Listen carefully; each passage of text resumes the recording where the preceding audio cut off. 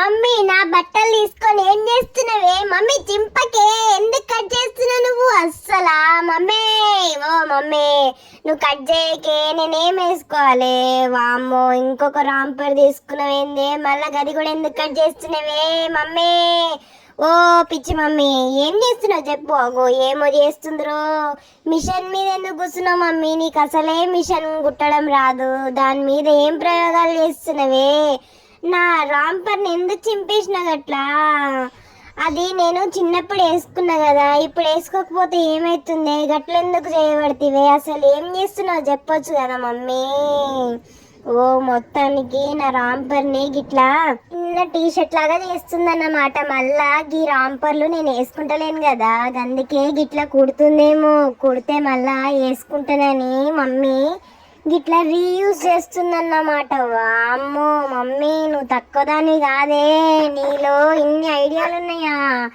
వాయమ్మని మంచి పని చేస్తున్నావు మమ్మీ. మొత్తానికైతే నా రాంపర్ని గిట్లా కుట్టేసిందన్నమాట.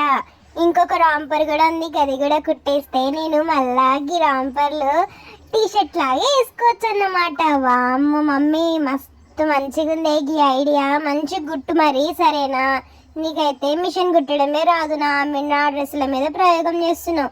జరా చూసి కుట్టే, ఏమన్నా వంకటింకర అయితే ఇంకేం లేదు, అవన్నీ మళ్ళీ వేస్ట్ అయిపోతాయి. నువ్వు చేసిన పని మొత్తం ఖరాబ్ అయిపోతుంది, సరేనా? మా మమ్మీ మంచిగా కుడుతుంది లేండి, ఏదో అట్లా అట్లా వచ్చు మా మమ్మీకి, కానీ నా డ్రెస్సుల మీద ప్రయోగం చేస్తుంది. ఏమమ్మో ఏమో. మీ ఇంట్లో కూడా ఇట్లా చిన్నపిల్లలు ఉంటే వాళ్ళకి చిన్నప్పుడు వేసిన రాంపర్లు ఉంటాయి కదా, గవి గిట్లా కట్ చేసి కుట్టేయండి మరి. గీ ఐడియా అయితే నాకైతే మస్తు మంచిగా నచ్చింది. గవన్నీ గట్లనే మురగబెట్టుడు కన్నా గిట్లా ఇట్లా కట్ చేసి కుట్టేస్తే మళ్ళా మళ్ళా వేసుకోవచ్చు కదా, వాళ్ళకు కూడా మంచిగా అనిపిస్తుంది. మమ్మీ మంచి పని చేసినవే. నేనైతే నా బట్టలన్నీ కట్ చేసి పాడేస్తుందేమో అనుకున్నా.